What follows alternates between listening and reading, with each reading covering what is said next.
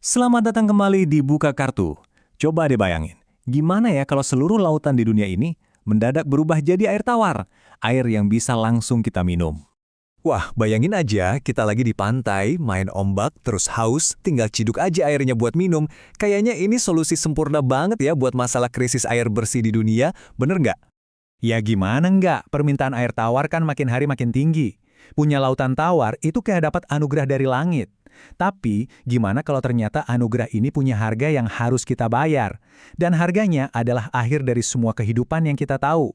Karena kenyataannya, kalau garam itu benar-benar hilang dari lautan, dampaknya bakal jadi bencana global. Bencana yang mulainya justru dari tempat yang paling dalam, dasar samudra. Lihat angka ini, ada lebih dari 228.000 spesies yang kita tahu tinggal di lautan. Nah, buat mereka semua, perubahan ini artinya cuma satu, hukuman mati. Ini bukan sekedar angka loh ya, ini adalah satu dunia kehidupan yang bakal runtuh dalam sekejap mata. Soalnya gini, semua makhluk laut ini kan udah berevolusi jutaan tahun lamanya buat hidup di air asin. Kalau garamnya hilang, keseimbangan cairan di dalam sel-sel tubuh mereka bakal hancur, bener-bener hancur total.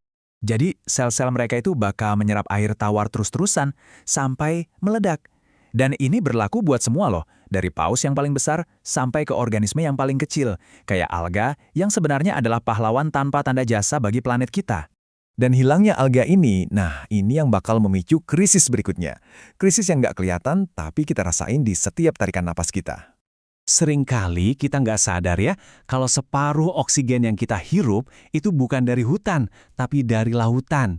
Betul, 50%. Dan semua itu dihasilkan sama alga-alga kecil yang tadi kita bahas. Alga-alga ini bertanggung jawab atas setengah dari seluruh proses fotosintesis di bumi. Mereka yang ngubahin karbon dioksida jadi oksigen yang kita hirup. Tanpa mereka, wah, keseimbangan atmosfer kita bisa berantakan total. Jadi, bukan cuma kita kehilangan setengah pasukan oksigen ya, tapi kita juga ngebiarin karbon dioksida numpuk gitu aja di atmosfer. Akibatnya, efek rumah kaca bakal jadi ekstrim banget. Nah, tumpukan CO2 ini bakal bikin planet kita jadi panas, terutama di daerah Khatulistiwa. Tapi, tunggu dulu, itu baru permulaan dari kekacauan iklim yang sesungguhnya. Gini, garam di lautan itu sebenarnya mesin utama yang ngegerakin arus samudra global. Coba bayangin kayak sabuk konveyor raksasa.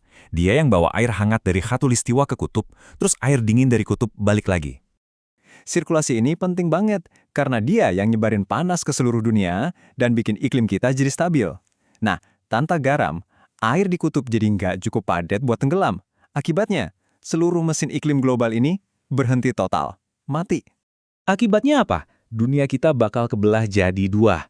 Kutub bakal membeku total, sementara daerah Khatulistiwa jadi super panas dan bakal terus-terusan dilanda badai raksasa yang dahsyat.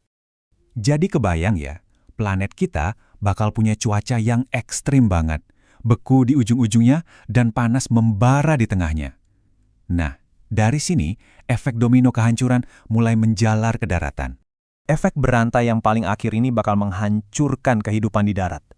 Dan semua dimulai dari hal yang paling dasar buat kita semua, yaitu tanaman.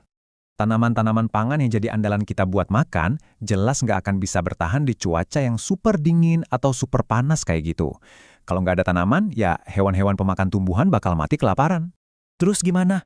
Ya, hewan pemakan daging yang biasa memangsa mereka juga bakal ikut musnah. Seluruh jaring-jaring kehidupan yang selama ini menopang peradaban kita, runtuh. Dan di puncak rantai makanan itu, ada siapa? Ada kita. Coba pikirin deh, nggak ada makanan, oksigen makin tipis, dan iklimnya mematikan.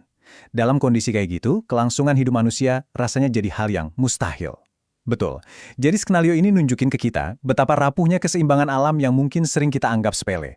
Lain kali kalau Anda lihat lautan, coba deh ingat, rasa asinnya yang sederhana itu ternyata adalah kunci yang menjaga planet kita ini tetap hidup. Sampai jumpa di episode Buka Kartu kali ini, jangan lupa like, share, and subscribe.